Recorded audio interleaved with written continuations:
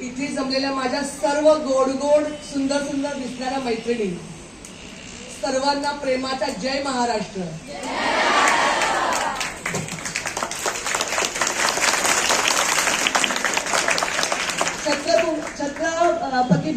छत्रपतींच्या भूमीमध्ये आपण राहतो आणि ज्यांनी स्वराज्याचं तोरण बांधलं, ज्यांच्यामुळे आज आपण इकडे महाराष्ट्रामध्ये राहतो, असे आपले छत्रपती शिवाजी महाराज.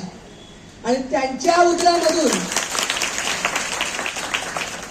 उदरामधून त्यांचा जन्म झाला त्या आपल्या राजमाता, राष्ट्रमाता जिजाऊ यांची आज जयंती. त्याबद्दल सर्वांना खूप खूप शुभेच्छा. एकदा जोरात टाळ्या होऊन जाईल. तसेच आपले भारताचे रत्न विवेकानंद, आज त्यांच्या जयंती निमित्त आपण राष्ट्रीय युवा दिन साजरा करतो. सर्वांना माहितीच असेल ना. मोबाईल मध्ये कोण कोण असेल जरा मोबाईल बंद करून टाका, सगळ्यांना व्हिडिओ मिळतील.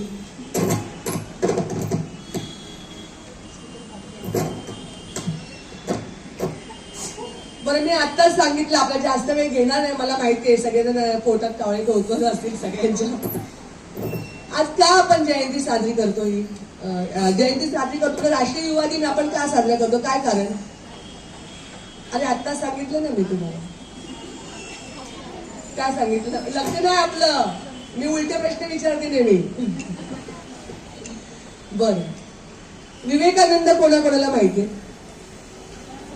काय माहिती आपल्याला त्यांच्याबद्दल? काय माहिती? एकाने कोणतरी उभे राहा आणि मला सांगून द्या काय माहिती. थोडक्यात टेस्ट चाचणी.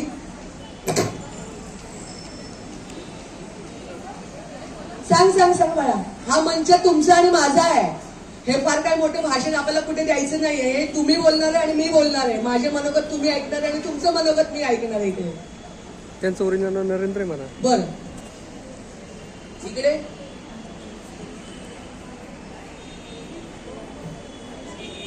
शिकागो मध्ये जेव्हा स्वामी विवेकानंद गेले होते, आपल्या भारताचं काय नेलं होतं त्यांनी इकडनं? काय नेलं होतं? जसं की इतरांनी कुराण आणलं होतं, कोणी बायबल आणलं होतं. आपलं काय नेलं होतं त्यांनी? काय नेलं होतं? काहीतरी नेलं होतं. आपल्या भारतातून काहीतरी एक मोठं पुस्तक नेलं होतं. काय नेलं होतं मॅडम? भगवद्गीता. काय नेलं होतं? भगवद्गीता. माहितीये तुम्हाला? कशाला घाबरतेस? माहिती आपल्याला. आपली गीता जेव्हा त्यांनी ठेवली की ही गीता आमची महान आहे, त्याच्यावरती बायबल आलं की नाही आमचं बायबल तुझ्यापेक्षा महान आहे. त्याच्यावरती काय आलं? कुराण आलं. आमचं कुराण तुझ्यापेक्षा महान आहे. तुमचं एकाने तर सांगितलं की तुझं बघ आमच्या सगळं वरती आलंय आणि तुझी गीता खाली गेली. बोलली आणि तोच तर बेस आहे. त्या बेसवर तर उभे झाले तुम्ही सगळे.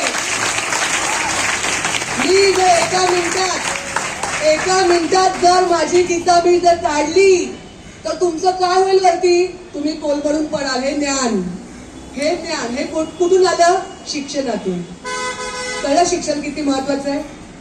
आज शिवाजी महाराजांनी एवढे गडकिल्ले सांभाळले, वाढवले, स्वराज्याची निर्मिती केली. कशामुळे केली? ज्ञान कोणी दिलं? जिजाऊंनी दिलं. म्हणजे स्त्री किती महान आहे. स्त्री इतकी महान आहे, तिने शिवबा घडवला. आज शिवबा आहे म्हणून आपण आहे. बरोबर ना? मान्य का सगळ्यांना? म्हणजे एकदा जोरात घोषणा करायची का? छत्रपती शिवाजी महाराज की, छत्रपती संभाजी महाराज की जय. जय जय जय जय भवानी. धन्यवाद ही घोषणा केल्याबद्दल. भाषण अभी खतम नाही हुआ है. अच्छा, आपण इकडे सर्वजण शिकायला येतोय. आज प्रत्येकाचं काही ना काही स्वप्न असेलच ना इकडे. कोणाला आता सगळे वेगळ्या सेक्टर मधून असेल बहुतेक मॅडम. कोणी ब्युटिशियन असेल, कोणी टेलरिंग असेल, कोणी कम्प्युटर करत असेल. बऱ्याचशा मुली असं आहे की कुठेच ऍडमिशन नाही मिळालं म्हणून इथे आलेले. अशा पण असतील ना काही काय की आम्हाला बाहेर कुठे नाही मिळालं म्हणून आम्ही इथे आलो. असं किती जणांना वाटतं? खरं सांगा. आम्ही कोणी कबूल नाही करेगा.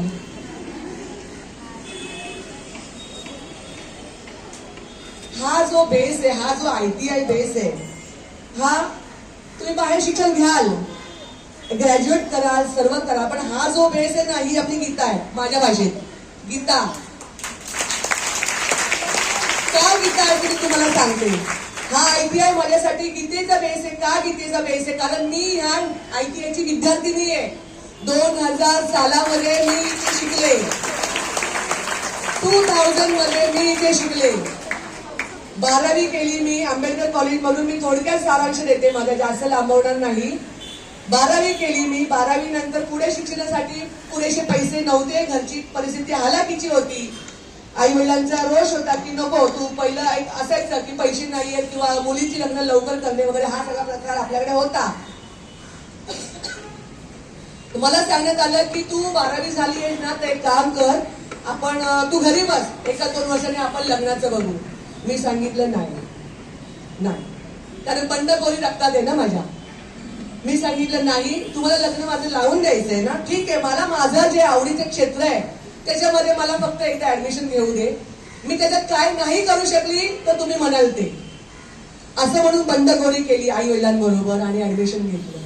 त्यावेळेला मॅडम माझी फी फार मला आठवतही नाही, फार 300-400 रुपये असेल. फार अगदी 200 वगैरे असे 260 रुपये. बरं, नैना पाटील मॅडम होते ते. ऍडमिशन घेतलं इथे आणि माझी स्वप्नांना पंख मिळाले.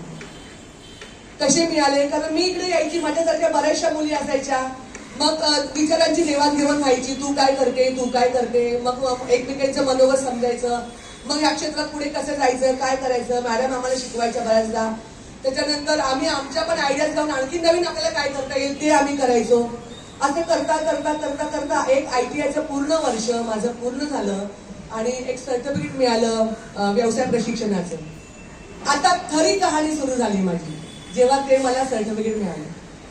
सर्टिफिकेट मिळाल्यानंतर आत्मली एक इच्छा असते ना की आपल्याला बसायचं नाहीये, हे सर्टिफिकेट आपण घेतलं, एवढं ज्ञान आपल्याला मिळालं ITI कडनं. आणि तुम्हाला माहिती आहे ITI म्हणजे अगदी एक ग्रॅज्युएट म्हणायला आपण कसं म्हणतो, एक वेटेज असतं ग्रॅज्युएशनच्या एक डिग्रीला, डिप्लोमाला, तसं ITIला वेटेज तेव्हाही होतं, आताही आहे आणि अजूनही राहणार. हा ITI शिकल्याच्या नंतर स्वप्नांना माझ्या पंख मिळाले. पुढे मी माझं व्यवसाय काय करायचं, कसं करायचं, घरात कोणीच शिकलेलं नव्हतं माझ्या. ही कहाणी तुम्हाला का सांगते, ही तुम्हाला प्रेरित करायला सांगते. घरात कोणीही जास्त शिकलेलं नव्हतं. आता करायचं काय, व्यवसायाचं तर लांबपर्यंत माहित नव्हतं की व्यवसाय कसा करायचा. कारण आपण ना मिडल क्लास लोकांना रोजंदारीवर राहतो. रोजंदारी 200 रुपये रोज, 100 रुपये रोज, 500, आता 500 रुपये रोज, फार 500 रुपये रोज आता आले, पण तेव्हा 100 आणि 200-150. पण बंडखोरीना मला कोणाच्या हाताखाली नोकरी कधीच करायची नव्हती. मी हे ठरवलं होतं, हे माझं ध्येय आहे आणि तिथपर्यंत मला पोहोचायचं. तर कसं पोहोचायचं, ITI केला. त्यावेळेला मैत्रिणींनो आयब्रो करायची मी, घरगुती आयब्रो. तुम्ही आता म्हणताय ना की आम्ही शिकलो आहे पण आम्हाला कस्टमर नाही, आमची प्रॅक्टिस कशी होणार. ब्युटी पार्लरचा कोर्स शिकले होते मी इकडे. आमची असे बरेच जण रडतात, काय घाबरायचं नाही, फुकट करून द्यायचं, कारण आपल्याला प्रॅक्टिस पाहिजे. सुरुवातीचा जो वेळ आहे ना, फुकट करून द्यायचं. त्यावेळेला थोडे दिवस मी फुकट केला आणि त्यानंतर माझे आयब्रो वगैरे मी जे आजूबाजूला लोकांची करायची ना मॅडम, 5 रुपये घ्यायची. 5 रुपयाने माझा व्यवसाय सुरू झाला. किती? 5 करोड आज टर्नओव्हर आहे.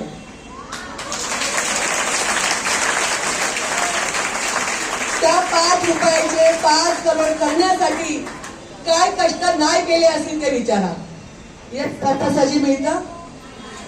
असं आहे की आता मी गेले ऑफिसमध्ये मस्त बसले, मग AC लावला माझ्यासाठी कोणीतरी आणि केबिन मस्त चेअर वगैरे दिली, असं होतं. कष्ट करावे लागतात ना. त्या 5 रुपयाच्या आयब्रो पासून पुढे जो प्रवास चालू झालाय, त्याच्यानंतर घरगुती पार्लर नंतर लग्नानंतर मुलीनंतर पुन्हा घरगुती पार्लर आणि घरगुती पार्लरच्या नंतर एक दिवस आयुष्यामध्ये खूप काळा ठरला. माझे मिस्टर ऑफ झाले. 2012 मध्ये माझे मिस्टर ऑफ झाले, पण संध्या भगत हारणारी नव्हती, कारण बंडखोरी होती अंगात. मी हार नाही मानली. जेमतेम 1च महिना मी दुःख केलं. दुःख आयुष्यभराचं आहे, पण दुःख कधी संपणारं नसतं. 1 महिना दुःख केलं. तर मला माहिती होतं, कारण मी दुःखात बसले तर पूर्ण परिवार दुःखात बसेल, माझी मुलगी दुःखात बसेल, माझं पूर्ण फ्युचर दुःखात जाऊ शकतं. पुन्हा कमरेला पदर खोचला, उभी राहिली. हातात काय? पार्लरची स्किल आहे. काय आहे? शस्त्र आहे माझ्या हातात. काय माझं शस्त्र माहितीये? जसे मॅडमने आता सांगितलं, अष्टभुजा. अष्टभुजा देवीचं रूप आहे ना, अष्टभुजा. बस बस, कैची, दोरा, कोंब, स्प्रे बॉटल हे घेतलं आणि चालू केलं. चालू केल्याच्या नंतर देवाचा चमत्कार. कारण देव कसं असतं माहिती, देवावर विश्वास ठेवायला लागतो. कधी कधी देव तुमच्या पुढचं काय काढतो ना, तेव्हा ते तुम्हाला जास्त देण्यासाठी काढत असतो. याच्यावर माझा पूर्ण विश्वास. एक ओळखीने, नातेवाईकांच्या ओळखीने एक चांगली जागा मिळाली सर. चांगलं पार्लर टाकलं. मेहनतीची जोड होती, नशिबाची साथ होती आणि जिद्द होती. जिद्द की मी ITI मध्ये शिकलीये. मी म्हणजे शांत बसणारी बाई नाही, मी ITI मध्ये शिकलीये आणि ITI ने मला घडवलंय. त्या प्रेरणेने जागृत होऊन त्यावेळेला मी जे चालू केलं ते आस्था गायत. आस्था गायत मध्ये पार्लर चालू आहे. आस्था गायत आता त्याला मला वाटतं 15 वर्ष होऊन गेले असतील. घरगुती पार्लर ते चालवलं, ते 7-8 वर्ष चालवलं आणि त्याच्यानंतर आज 15 वर्ष मी एक उद्योजक म्हणून एक चांगली माझं नाव आहे. भायखळ्यामध्ये माझं पार्लर आहे. बरं, पार्लर करूनही स्वस्त बसणारी संध्या बघत नाही, बंडखोरी. जेव्हा पार्लरचा मॅडम मी जेव्हा व्यवसाय चालू केला, तुम्हाला ही कहाणी का सांगते, कारण उद्या तुम्ही घडणार आहात. पार्लरचा व्यवसाय जेव्हा मी पडले, आपल्याकडे येणारे कस्टमर कोण? महिला. महिला. तेव्हा मला कळायचं महिलेचं दुःख. स्वतःला मला माहितीच आहे काय दुःख होतं, कारण मी त्या सगळ्या पीडित मधून आलीच होती. पण माझ्या दुःखापेक्षा आणखी दुःख वेगळी असतात हे मला तेव्हा कळलं. की हिला नवरा आहे मॅडम, हिला नवरा आहे, हिला सासू सासरे आहेत, हिला घरचे, तरी ती दुःखी का बाबा? नवरा मारतो, सासू सासरे मारतात, केस पकडतात. लिटरली मी मध्यंतरी एक क्लिप बघितली होती आपल्या इंस्टाग्रामवरती, फेसबुकवरती. एक बाई रडत रडत सलून मध्ये येते, पार्लर मध्ये येते, रडत रडत येते आणि चेअरवर बसते. चेअरवर बसते आणि हेअर कटिंग करायची असतात तिला. तर ती जी हेअर ड्रेसर असते ती हेअर कटिंग करते. हेअर कटिंग केल्याच्या नंतर ती तिला दाखवते केस. आपण दाखवतो ना कस्टमरला की किती कसे झाले बघा. ती बोलली की नाही, अजून शॉर्ट करा. तर तिने अजून शॉर्ट केले, थोडेसे अजून ट्रिम केले, परत दाखवले, बघा. ती बोलली नाही, अजून शॉर्ट करा. असं करता करता त्या बाईचे केस इतके आले काड्या एवढे. आता तो व्हिडिओ मी पण झूम करून बघत होते की एक्झॅक्टली काय प्रकार. बाई हा काय प्रकार असं मला पण वाटलं होतं त्यावेळेला. तर तो प्रकार जेव्हा बघितला त्याच्यानंतर ती म्हटली की एकदम टकलू करून टाका, टकलू.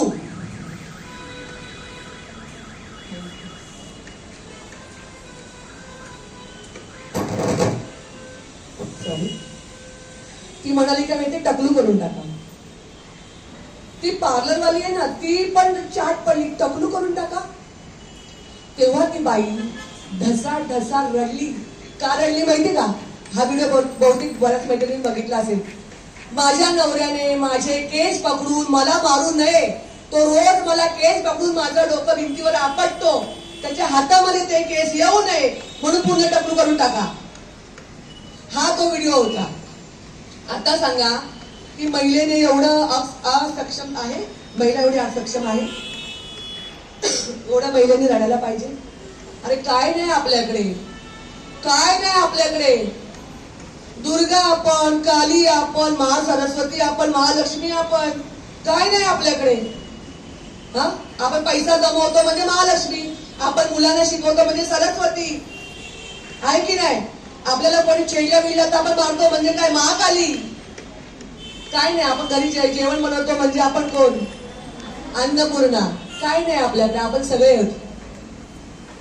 तर हा जो व्हिडिओ मी बघितला आणि अशा प्रकार मला माझ्या पार्लरमध्ये बऱ्याच वेळा ऐकायला मिळाले. मग कुणीतरी चिंगी पेटली की नाही, महिलांसाठी काहीतरी करायला पाहिजे.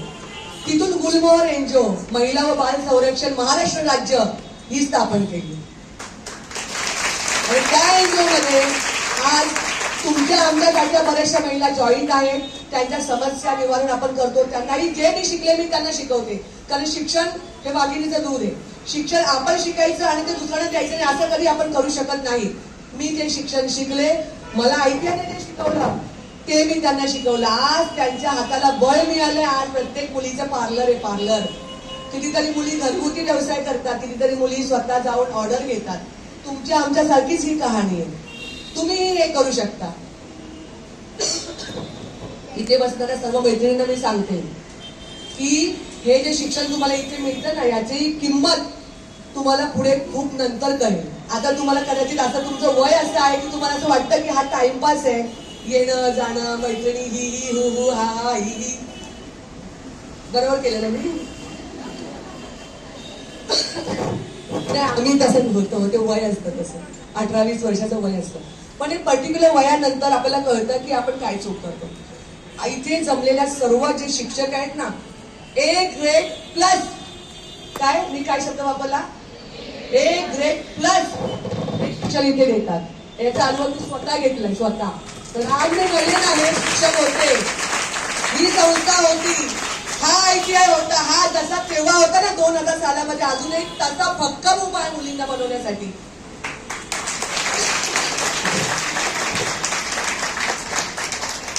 याचा पाया ज्यांनी खोलला असेल ना, त्याला सॅल्यूट. मी बिल्डिंग ज्यांनी बनवला असेल त्याला खरं मुद्रा. कारण इथे एवढे विद्यार्थी घडतात मॅडम, एवढे विद्यार्थी घडतात. आणि ह्या मॅडम ना, तुम्हाला माहितीये माझ्याबरोबर कॉर्डिनेट मध्ये असतात. बरोबर मॅडम? मॅडम जोशी मॅडम आपल्या या कॉर्डिनेट बरोबर असतात. इकडच्या सगळ्या घडामोडी मला सांगतात. आमच्याकडे एवढ्या मुली पासआउट झाल्या, आमच्या मुलींची परीक्षा आहे. लिटरली आमच्या मुलींना चेअर पाहिजे, आमच्या मुलींना कोण पाहिजे, सगळ्या तुम्हाला लागणाऱ्या सगळ्या बारीक गोष्टी तुम्हाला माहित नसतात पण त्यांना माहिती असतात. एवढं लक्ष आहे त्यांचं, एवढं लक्ष आहे त्यांचं. आपण सर्वांनी एकत्र येऊन सगळ्या मुलींनी हे जे वय आहे याच्यातून थोडस सावकाश चला. आणि ह्या प्रशिक्षणाला खूप महत्व द्या. तर हे प्रशिक्षण पुढे जाऊन तुम्हाला खूप मोठा स्टेज